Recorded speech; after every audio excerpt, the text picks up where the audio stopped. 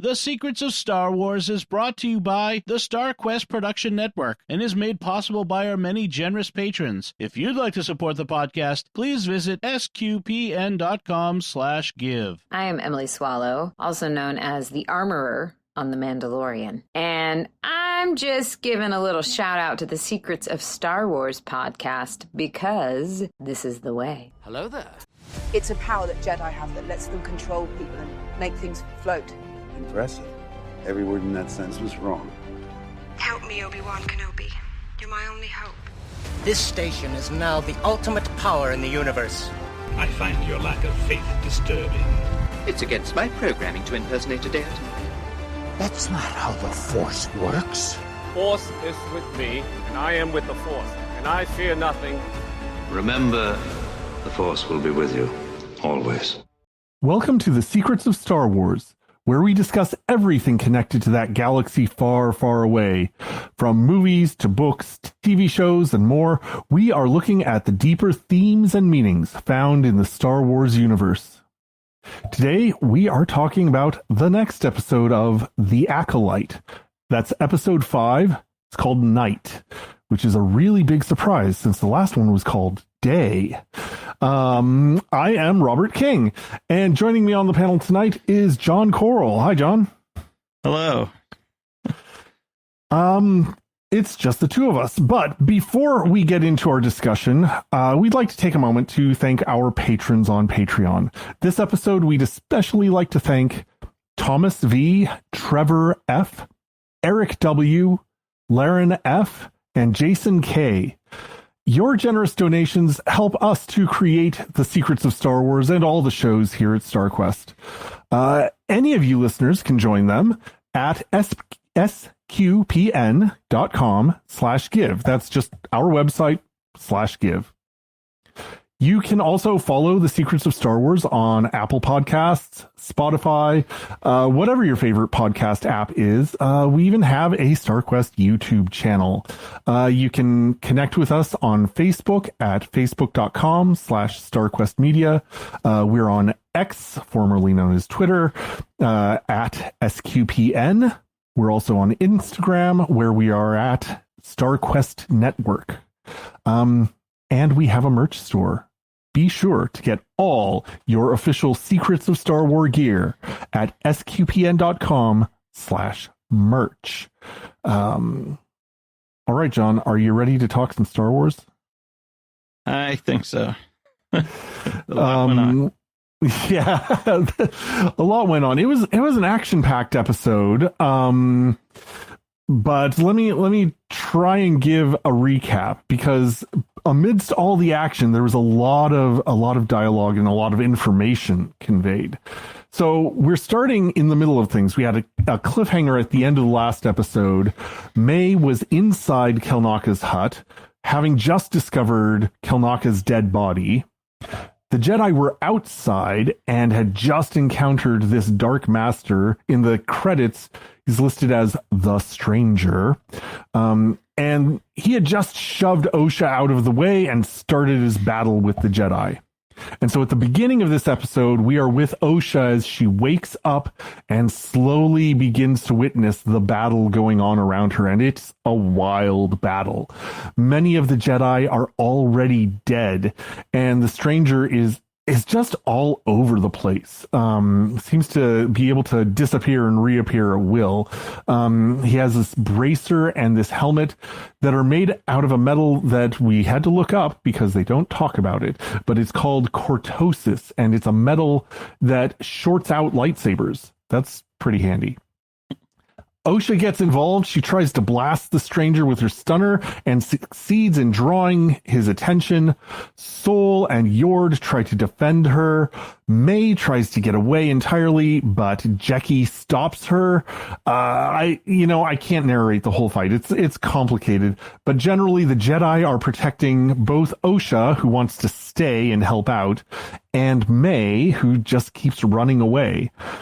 Osha's stunner comes in handy when she's able to stop Mae from escaping, and it looks like Sol, Yord, and Jecki might finally have a chance against the Stranger when he triple stabs Jecki and breaks Yord's neck. However, in the battle, his helmet finally comes off, and he is revealed to be, surprise, it's Chimere. Or rather, Chimere was an alias that the stranger used. Now he has no name, but some call him Sith. So, Osha manages to tag him with the lamp on Pip's removable head. This attracts a swarm of Umbra moths that carry the stranger away, and then Mae stuns Soul so that she and Osha can have a quiet conversation, a sisterly reunion / fight. Mae knocks out Osha, steals her civilian robes, and returns to Soul posing as Osha. They and Basil end up back on the Jedi ship. The stranger, when he finally frees himself from the Umbra moths, heals Osha and has this kind of interesting line at the end, kind of poetic. He says, "What extraordinary beings we are. Even in the revelation of our triumph, you see the depth of our despair."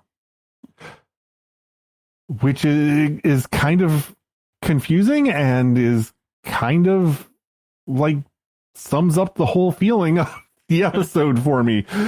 Like, there's a lot of cool stuff that happens and a lot of hints and interpretations and questions that get raised. And so, John, let's talk about it. Do you want to? Where do you want to start? Do you want to start with the action itself, or do you want to start with some of the questions you've got going? I can see questions on your face here. Well, I mean, the action was, really intense, and that's what I really enjoyed the first time. But the second, but then the shock of the whole episode really hit me more because of not knowing.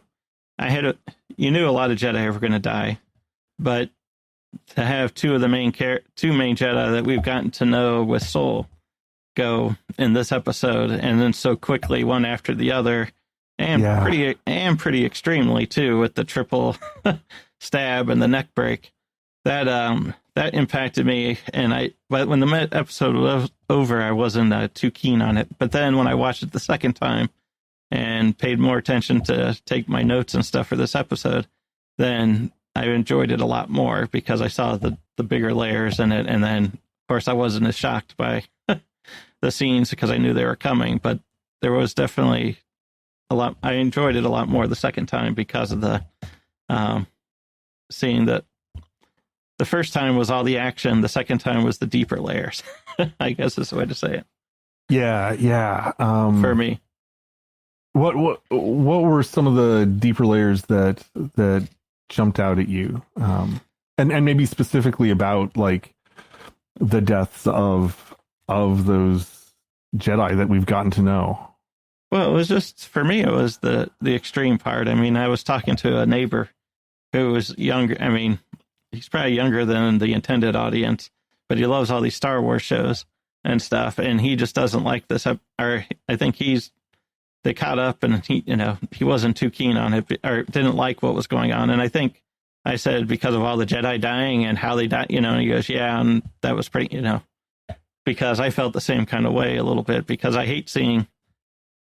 Well, it seems like it was a lot more darker and extreme the way they made those two deaths, especially, and to prove, I think, that the stranger is this really evil person, and I think that's kind of what hit me on this, is that they were trying, but for my personal taste, I think him killing him anyway is pretty extreme.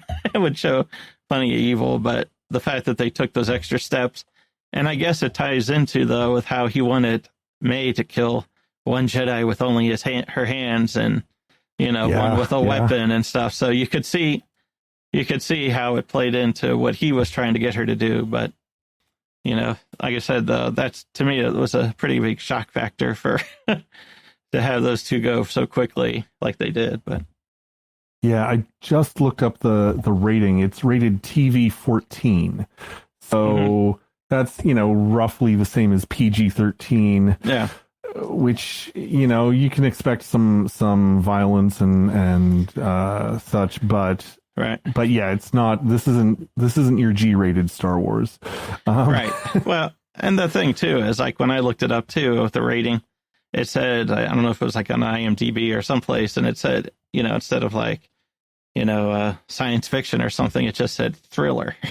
It's like for action and stuff too. So it's like there is a lot of, at least this episode was definitely a lot of intense, kind of thriller, kind of thrilling action and stuff. So yeah, I was really surprised that they killed off both those characters, both Jecki and Yord, because I was feeling like the first 4 episodes were setting us up to see like real development in their characters. That Jecki was going to be like, a voice of youthful idealism and questioning, and Yord was going to be the kind of company man who maybe learns to get a heart or something like that. And killing them both off in the middle of the series like this, really, like, I had both started to become like emotionally attached to the characters, and like the story structure geek in me was like, wait a sec, this is really shocking. Right. And I think that's what they mean to do. I mean, I think this is a little bit like, what was it, season 1 of Game of Thrones, when they killed off all the major characters and kind of gave you that no one is safe feeling. Right. And I think they're aiming for that, but yeah, I'm not sure what the fallout is. Yeah. Go ahead. I mean, I was just going to say Master Soul's the only one left. I mean, the other 3 that were on the planet, with the planet, where Mae and Osha were, they're all gone. And then his 2 close, his Padawan, and then the most recent Jedi, and then the handful of other Jedi. So it's like there was they've taken out a lot already in just 5 episodes. Yeah, a lot of dead Jedi here.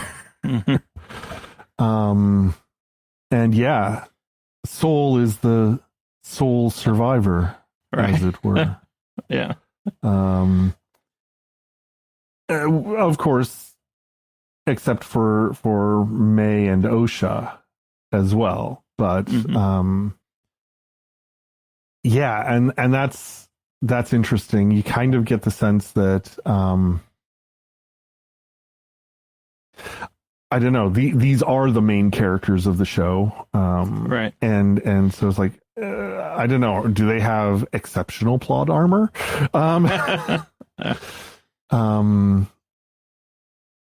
Yeah, I don't know. It's there was a moment early in the show, I think it was even before the title card came up, that Osha was watching the battle between the stranger and the like 4 or 5 other Jedi, and it was like behind some trees, so you couldn't quite see what was going on, but you saw the stranger stab one of the Jedi through with a lightsaber and then force pull the other Jedi onto the lightsaber, so he's skewering them both, and then pushes them sort of behind a tree and makes a swiping motion as if he's decapitating them. But it was like, I was thinking, okay, you're showing the skewering, you're not showing the decapitation. You're being really careful with exactly how violent you're being in this episode and in this show in general. And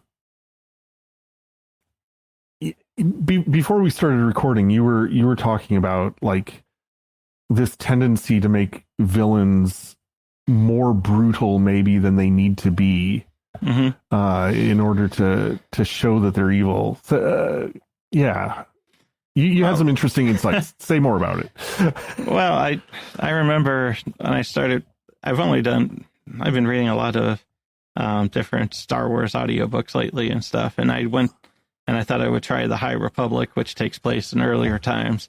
And the first book had its, I mean, some people love it. I had issues with it because there was just so many characters that were introduced. And it's like, as you begin to like a certain character or build towards it, either they die or something, it's like, and there's so many plot lines going on, but it seemed like there were a lot of deaths. And then when you find out who the really bad person is, you don't realize, I think, in the beginning who he is, but as his character builds, then he does more stuff. And it seems like, okay, we're trying to make this character, by his actions really evil, and I felt the same kind of thing here was you could have the Sith, kill people, but the fact that you're having them, like you're saying, skewering them and then going ahead and, triple stabbing a Padawan and then breaking somebody's neck. And it just seemed to me that the violence has been taken up a notch or a couple notches compared to what we were used to in a typical Star Wars thing.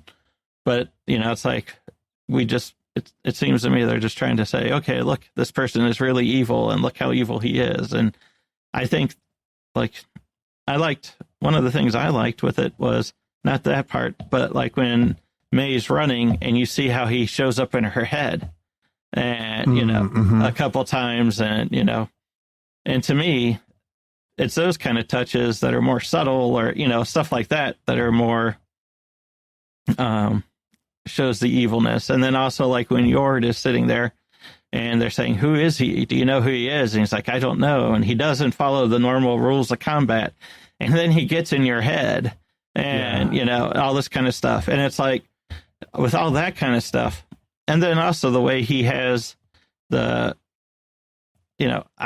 so many things that they did that shows how evil he is or how you can see him as evil without having to have, to me, the extreme kind of way of offing people, even though, like you said, they didn't like put it on camera to see, oh, look at how horrible this is and all the blood and gore and stuff. But I'm just saying, it's like you could tell. And then also like when he sees Mae and she comes up and he goes gently, hello, and stuff. And then it's like, you see how he has that, I don't know, it's a creepiness, it's an evilness, it's just, I thought they built up all that kind of stuff really good. And he obviously knows how to fight with a lightsaber and he has that special armor and everything. So it's like, I thought they did a really good job of building that. I would have preferred, and at least on my personal side of things, is that just didn't go quite as far as on some of that stuff. But it seems like as some of the newer stuff I read, it goes more extreme on some of that. Not like too gory and stuff, but just more where I'm not, I don't know. Something it's like, I look to read this stuff for fun, partly, and I don't want to be like, okay, having images of stuff later on, or things popping up. But yeah, I wonder if they were kind of trying to avoid the Thanos problem. Remember back with Infinity War, there was kind of this popular, I don't know, movement among the fans to say, well, Thanos is right, because they made Thanos give a really sort of thoroughly reasoned and cogent argument for what he was doing. And you can kind of see the same thing going on with the Stranger, with his, he's got this ongoing critique or at least accusation against the Jedi, that the Jedi are not the shining beacon of nobility that they claim to be, that there's something rotten in the Jedi Temple. And I thought his line, he was talking about, rules, if you never follow them, you never have to break them. Right. And from a certain point of view, that's a really coherent philosophy. And I wonder if the brutality of his actions, of his violence, I wonder if they're showing that in order to make sure you remember he's actually a bad guy, because I can absolutely see, not to get too far off base, but we're living in a pretty polarized, divided worldview right now. We have some really diametrically opposed worldviews going on in the real world, and I can see a lot of people taking the Stranger's philosophy to heart and saying, "Oh yeah, that makes sense." What do you want? I want freedom to wield my power the way I like. Right. Without you Jedi looking over my shoulder. Right. And it's like, okay, on the surface, yeah, I can understand that. But then you see the context and what he does with that. Right. And also too, it's like, I think, trying to show his level, what was interesting too is when Soul calls out, Jekkie's name after she dies, and he says to her, was that its name? Not her name, but its name. Yeah. And then you kind of see then maybe how he views people versus, it's like an animal maybe. Yeah, a thing. And yeah. So then, but then he did bring, but then I did agree with him though a little bit, like Soul saying, well, she was a child, and it's like, that's great, but you threw her into this fight. It's like, he's like, you brought her response here. Yeah. So, yeah, I mean, because he says to earlier on, he's like, get the civilian who was Osha out of here, and then Yor takes her away. And it's like, but he doesn't say, take the young Padawan too. This isn't ready. She's not ready for this and stuff. And in fact, Yord's response when Osha brings up, it's like, but what about Jekkie? It's like, oh, she's a Jedi. She can take care of herself. Right. So is she a Jedi or is she a child? And if she's both, then you've got the critique that the Stranger is bringing. I think it has, the critique as far as it goes has some real teeth. Right. In a previous episode, somebody said the Jedi kidnap children, and somebody in the Jedi said, no, we don't. The Jedi don't kidnap children. It's like, yeah, you absolutely do. This is something we have seen across various, Star Wars platforms and media. All right. Yeah. And then go ahead. What I really did like though in the series though with Jekkie though was they made her I was really disappointed when she died because she was such an impressive fighter. I mean, the way she took on with Mae and handled her and stuff, and then with hand-to-hand combat, and then how she was handling fighting the Stranger, and then when she went to the two lightsabers and stuff, and I think that's really why it hit really hard with her, because you could tell was nervous and afraid of what was going on, and because he was having to run back to the ship with Osha, but Jekkie took everything head on and looked really confident until the very end, I guess, and stuff about taking on the Stranger. And so that's what I thought they did a really good job with all her fight scenes and the power that she was able to wield and stuff. And the way she was constantly like wrestling with the Jedi philosophy and how to apply that. And I really liked her as a character. I wanted to see her grow and develop and become a master in her own time. And so, it really kind of, hit me in the gut when she died. And the actress did, I think, a great job of like the expressions on her face as she was dying were like almost, I didn't know this was possible. Oh, yeah. So this is how that happens. And then the recognition of chimera and I thought she did a fantastic job, and I'm sorry to see her go. Yeah. Yord, I was really learning to love to hate Yord. He was, it's like, and so I'm sorry to see him go too, because he was that, that character that is like, oh, I just don't like you, but I like that I don't like you, and you're doing it again. The actor was doing a fine job with him.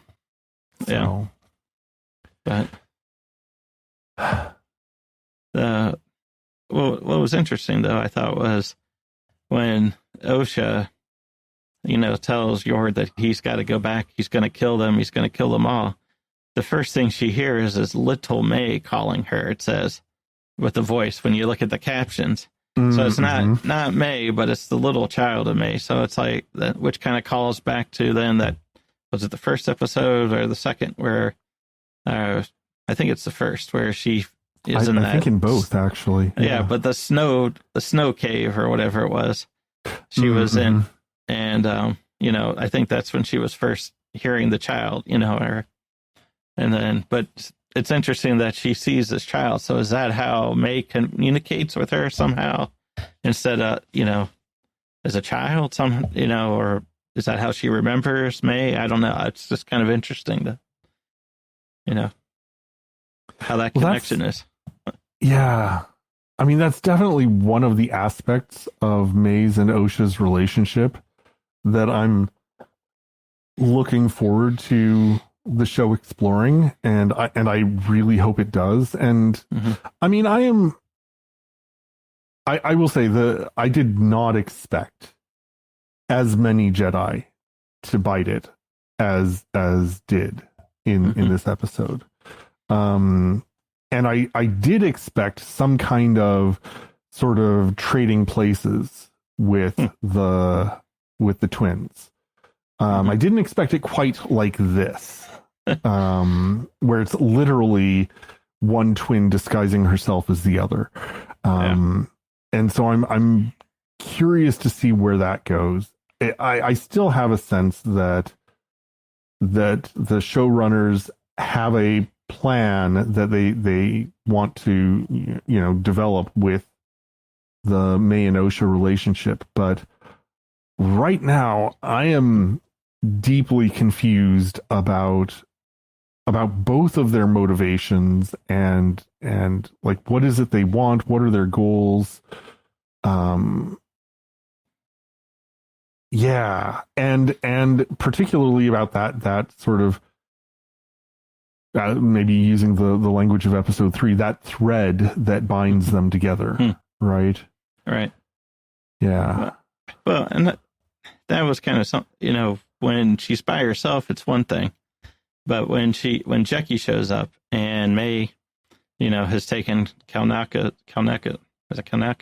lightsaber, and but you think, at least I got the feeling that her goal was, I'm taking this lightsaber and I got to go protect Osha because, the stranger's after her, because that, at that point she saw that, that stun blast did nothing. And then he turns his attention to her instead of Yord, and she runs away. And I would have thought though, in that whole fight, Jackie comes in there like, oh, here's the person I'm here to arrest, and I got to put her, subdue her and move on, and then can help out. But then but Mae doesn't say, hey, don't do this, I got to go help my sister. She stays silent and she just fights the Jedi. So it's like, so you can tell she has this feeling for her sister still, obvious, like she has had, but it's like she didn't soften, it sounded like, to the Jedi, at least, especially at that point, when she's thinking of turning herself in, the prior episode. She's just like, oh, I got to fight this Jedi. I'll stab her if I have to. I'll, and leave her. And then later on too, and then near the end too, you find out that, her primary goal is Osha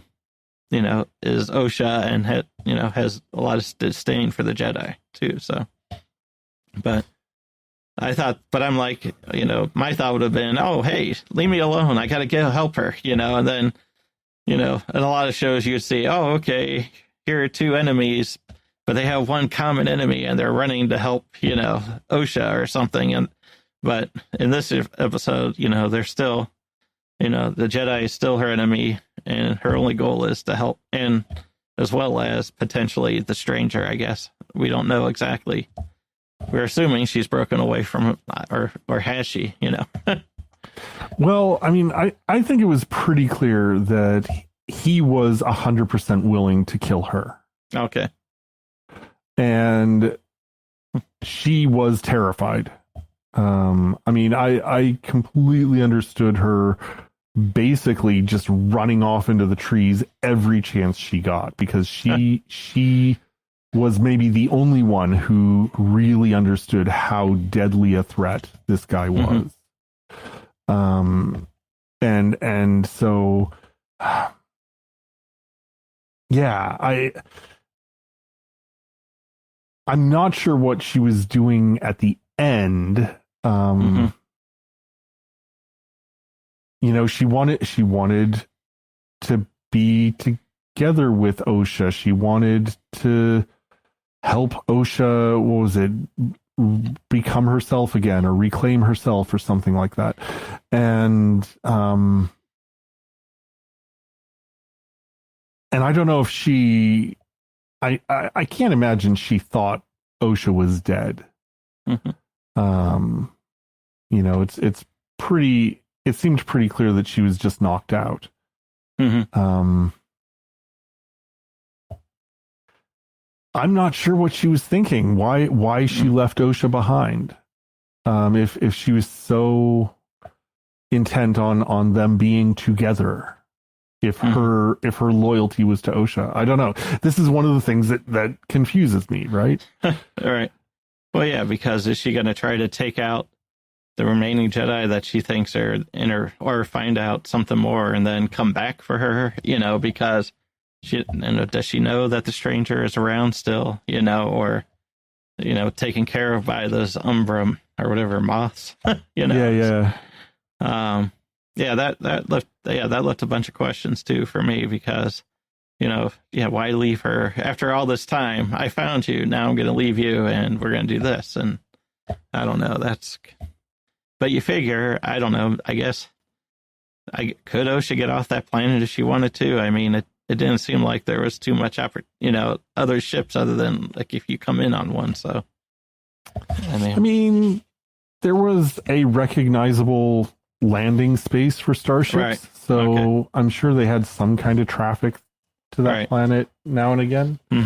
But, yeah. So... yeah. One question I had though too was during the fighting was the whole, who are you? And he's like, or why don't you take off your helmet and all this stuff? And he's like, if I take off my helmet, you'll try to read my mind, or you'll read my mind, and because you'll know who I am, or they'll recognize Khmer at least or something. But then I didn't know, though, in order for a Jedi to read somebody's mind, he has to know who they are. I mean, I just never had thought that was talked in the past. But yeah, I was thinking, what is this, Professor X and Magneto or something? Yeah, I mean, I suppose if you didn't know how the Jedi mind trick worked, that might be a theory you would have. I don't know. Yeah, I don't know. I mean, or is it because, he could feel something with that person, a familiarity, and he, of course, can feel him, I guess, in the Force. But maybe if you don't know who that person is, you can't go any further. I don't know. It was kind of interesting that conversation, opened my eyes a little bit about that as well. Yeah. I mean, there was a lot going on. I loved the, Soul says to him, "What master hides his face?" And the stranger's response is, "You tell me." Like, you're the one who's hiding your face. And I don't think Soul is like a secret Sith master. I don't think he's the higher of the Sith pair in this case. But again, there was that bit of dialogue when they were fighting later. I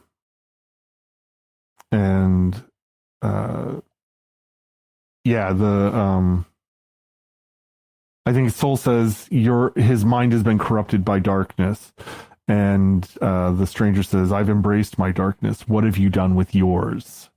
Right. And again, it's like you can't get on board with the stranger's actions or his conclusions, but his critique of the Jedi often hits home, at least for me. Well, since we don't know exactly, I mean, we know the fire and all the stuff, but we're still missing a piece of what happened on Brendok. And it's like, so my thought was when he brought up that thing about the Sith thing, but it's like him not being a Sith, which would be kind of intriguing. It's like, because Siths in the past also have been in broad daylight, like Emperor Palpatine. It's like he was a senator and nobody knew it and stuff. But the other part, though, is, but I always thought more the darkness he's embracing or not embracing is whatever happened on that between when Mae started the fire and from then when you see all the Coven dead in that main room, there had to be something more, you would think. I mean, or did he do something, especially when the one character kills himself with the poison and says, "We thought we were doing what was right," or something. So it's like, did they do something that led to those deaths? Or is he just referring, we came in because we wanted to take Osha and Mae to be Jedi, and then something tragic happened, and it just so we don't know what where that is with that. So I've always been thinking, though, the darkness is what Soul's had to deal with, and he's talked about that stuff with the grief, whereas Osha has not gotten over a lot of that stuff and wants revenge and things too. So, but I don't know. That's where I was thinking he was going with that, but with his darkness. Yeah, I think there's definitely something, like he's about to explain something when Mae stuns him. Mm-hmm. Yeah, go ahead. I was just going to say, and then I think it was the prior episode when they come to the planet, he's like, "Well, tell us more." And he's like, "Well, when you and Mae are back on the ship, I'll tell you, what happened or something, more of the story or something." Because he keeps getting asked by Osha certain things. And then again, it's like, "Oh, what happened?" "Well, I'll tell you later," and it's just like, just tell us now. Yeah. He says something like, you'll face your past. We all will. Something like that. And so I definitely get the sense that for Soul, this is a, he's been begging to be part of this mission from the beginning. And there's something deeply, actually kind of penitential about it. I get the sense this is like a pilgrimage of penitence for him.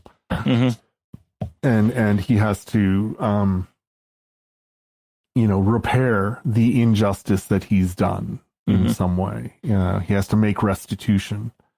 And so, along with all of the other kind of Catholic vocabulary that's going on in this show, forgiveness is huge. Absolution is huge. And I think that's what I think that's what Soul is looking for. Mm-hmm. And even Mae begs for the Sith to give her forgiveness. I was weak, and yeah, and why did you turn me in, or turn your back on me, that kind of stuff. And she just says, "Forgive me," too. So, but yeah, but yeah, I don't know. I suppose we can call him a Sith Lord. He's not a reliable source of forgiveness, I think. Right. Yeah, definitely. Then, man. I tell you, though, too, I really did like, too, how they, how you see Soul fight, too. I liked his fight scenes a lot. Especially when, the culmination of the fight, and he has to start using it. It's hand-to-hand combat, and you just see how he takes him on, and he actually really beats up the Sith. Oh, yeah.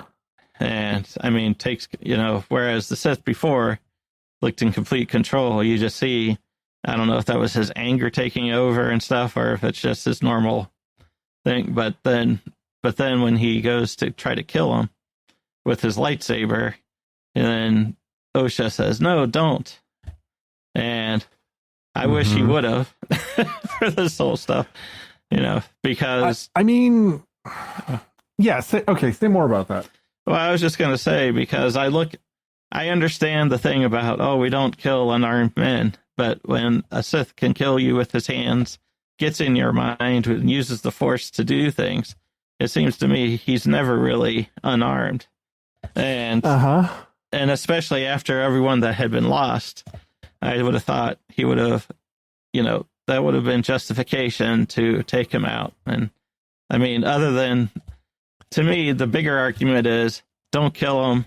We need him alive so we can figure out if there's more of these people. It's like, and get to a heart of a bigger issue. Is he the only one and stuff, versus we don't kill an unarmed person because you've been in this arm-to-arm combat and, lightsaber to lightsaber and all this kind of stuff. So to me, I understand, I guess the Jedi code says that, but. Well, and Catholic moral teaching is similar. It's not like a rigid prohibition against killing, but there is a sense that we do not set out to kill anyone, whether it's a situation of self-defense or even in direct warfare. And that killing is sort of permitted as an unfortunate side effect, or is the only possible way to protect society. Right. And don't kill an unarmed person is a pretty good guideline that fits in with Catholic moral teaching as well. Right. But as you say, can you really ever consider this guy unarmed? Right. And there's one point where in a very Luke Skywalker moment, Soul throws away his own lightsaber. Mm-hmm. And as you were pointing out, I think he gains the upper hand in the fight exactly when he gives into his own anger and his own grief about, particularly about Jecki. Mm-hmm. And there's that sense. I very much got the sense. Again, great performance from the actor, but that Soul was in the process of losing himself. Mm-hmm. The puns just keep coming. Losing his soul, right? Soul losing his soul, right? Right. And so the moral questions are I think really nicely presented. I'm not sure if they're, like you say, I'm not sure they're nicely resolved. But I really appreciated like Soul wrestling with the principle of nonviolence sort of as a basis, and at the same time with the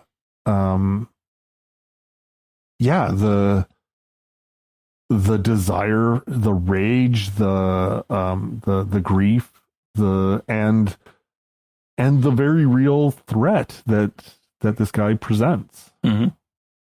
Even if he has lost or thrown away his lightsaber. Right. But then that's the whole thing where where the Sith, don't play by the rules. And yeah, the Jedi have a code of conduct that they try to live up to and their rules and moral standards. But then the stranger is able to take advantage of that, because of that. Though I was a little frustrated though, and Yord's like, he doesn't use the same, techniques of battle, or some, I forget what he said. What he called it up front. But then I'm like, how many places do you go that, okay, they don't have a lightsaber, but they don't still use those same techniques. All these different alien races, and species and stuff. It's like you have to be able to adapt to different, ways people are going to fight you. So that was kind of, I didn't understand that one as much with Yord, but I think the bigger thing was more him getting into the heads of these characters, and then the armor that was shorting out all these lightsabers. That I think he had the shock and the surprise against them more than in the beginning there, but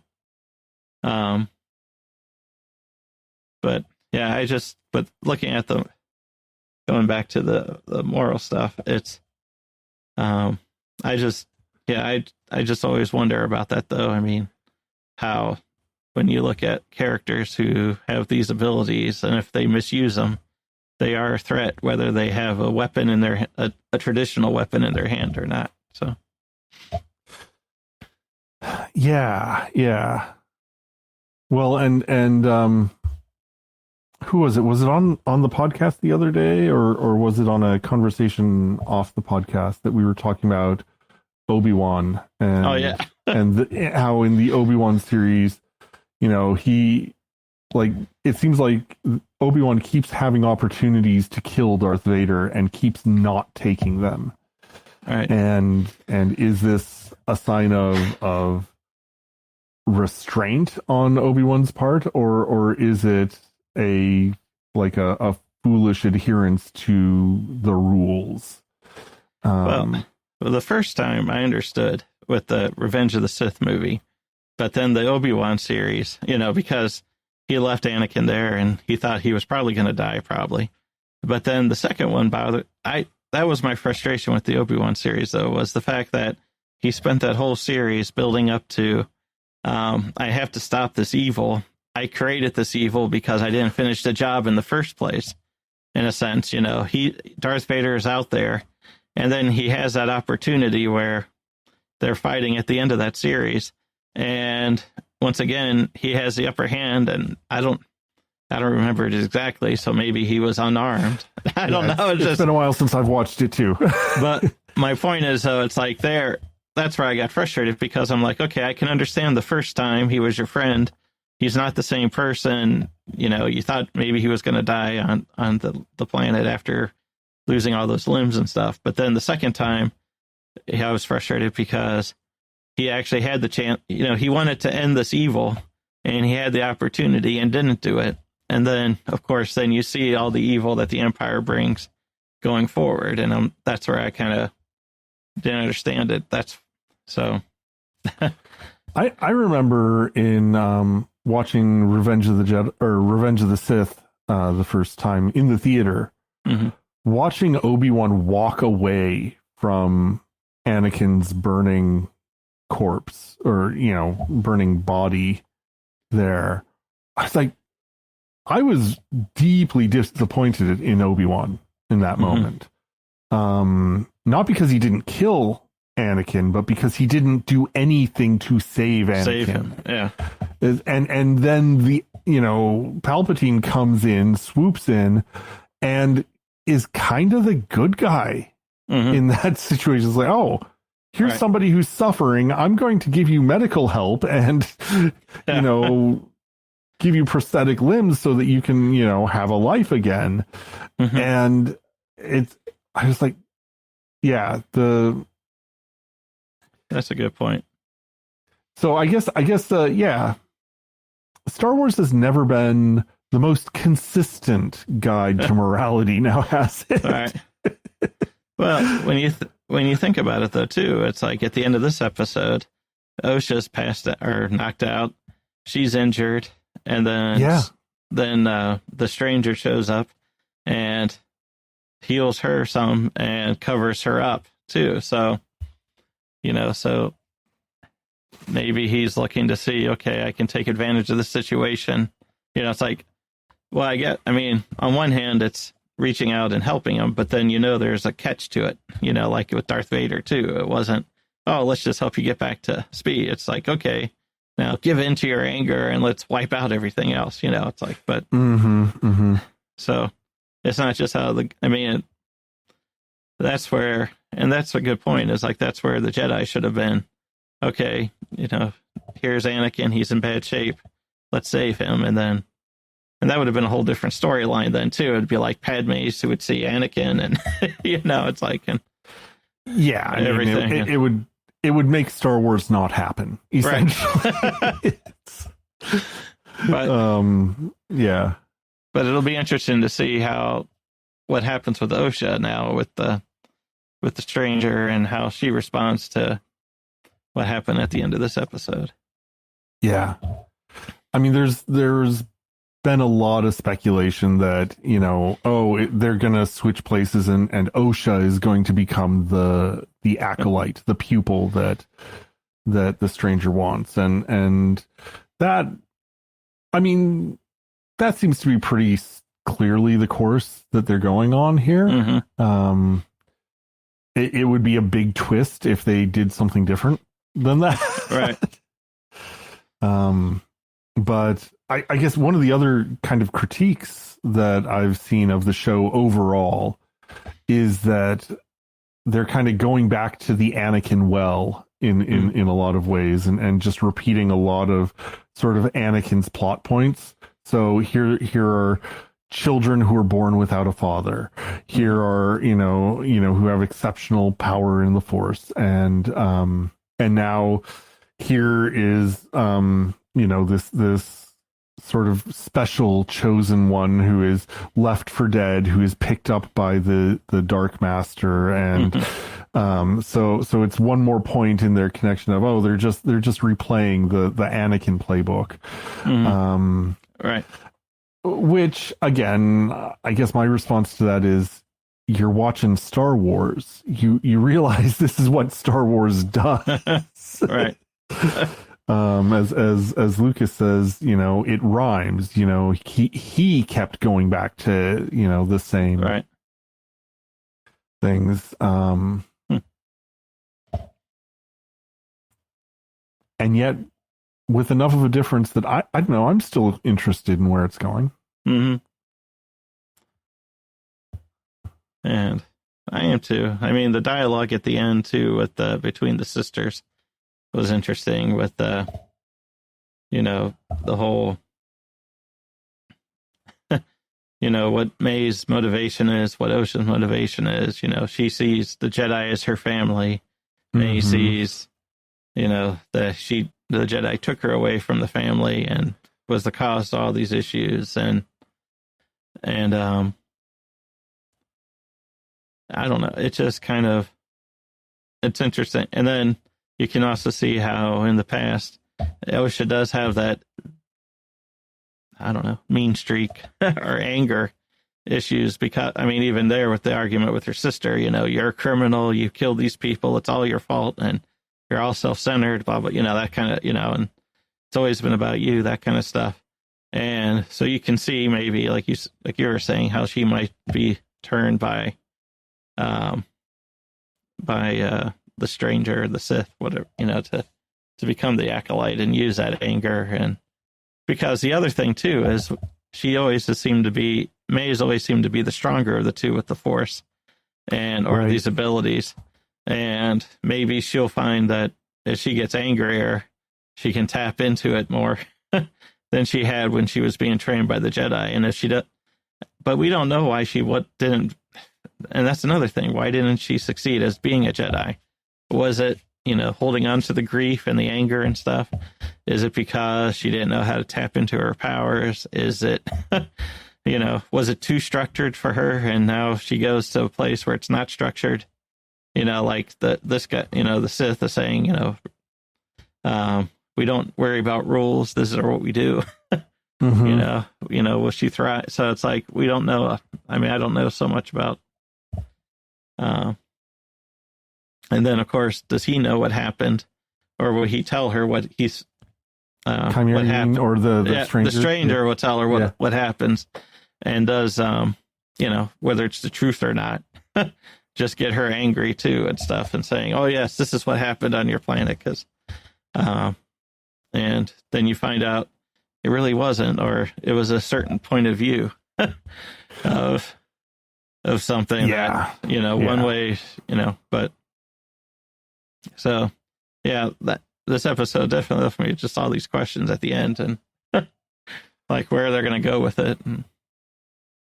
Well, I think a lot of it is, for me at least, a lot of it is going to depend on how they wrap it up. Do they bring these questions to a resolution that kind of justifies all of these episodes of leaving them hanging?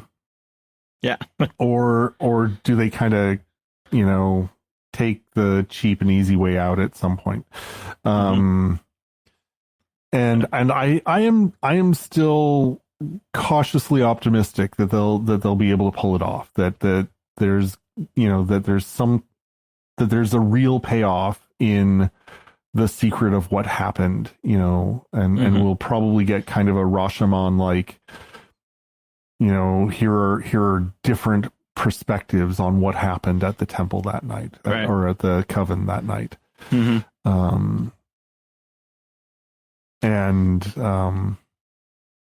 wonder. I like your a certain point of view. Yeah.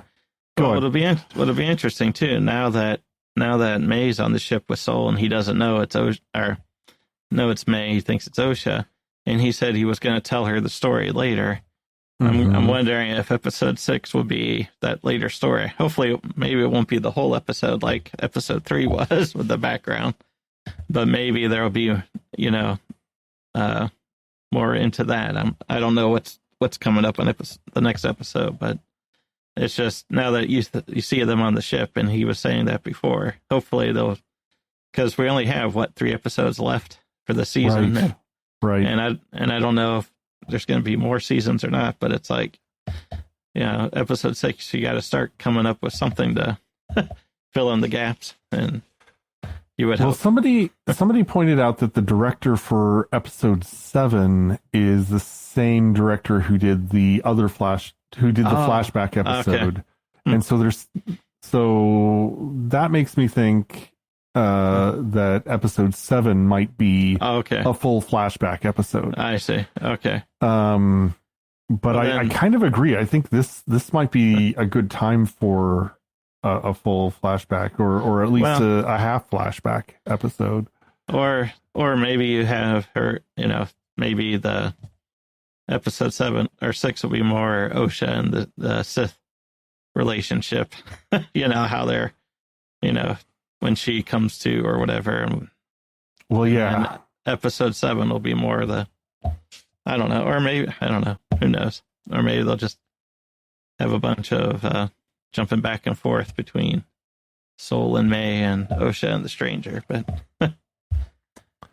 I don't know. A lot of questions, a lot to think about, and for an episode that was so sort of focused on fights and action scenes, there was a lot of information that came out, and a lot to think about, a lot to talk about.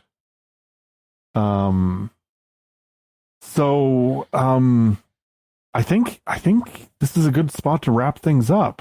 Yep. Yeah, now we'd like to hear from you, our dear listeners. What are you thinking about the philosophy of this stranger, this probable Sith master? What are you thinking about the motivations of Osha and Mae and what's going on with them? And, just about the larger Star Wars universe in general. Let us know what you're thinking. We'd love to have you be part of the conversation. My favorite ways to hear are by email. You can send us an email at starwars@sqpn.com, or any of the social media pages that I talked about at the beginning of the episode, Facebook, Instagram, the former Twitter. Or my personal favorite is our Discord server. You can leave a comment on our channel on the StarQuest Discord server. To get an invitation to that server, go to our website, sqpn.com/discord. There's a link there. You'll get hooked in right away. So, until then, and until next time, John, thank you for sharing with me in the secrets of Star Wars. Thank you. I had a great time. Once again, I've been Robert King, and thank you all for listening to The Secrets of Star Wars on StarQuest. Here's another show on the StarQuest Network you're sure to enjoy. Jimmy Akin's Mysterious World. Find the show wherever fine podcasts are found or at sqpn.com/mysterious.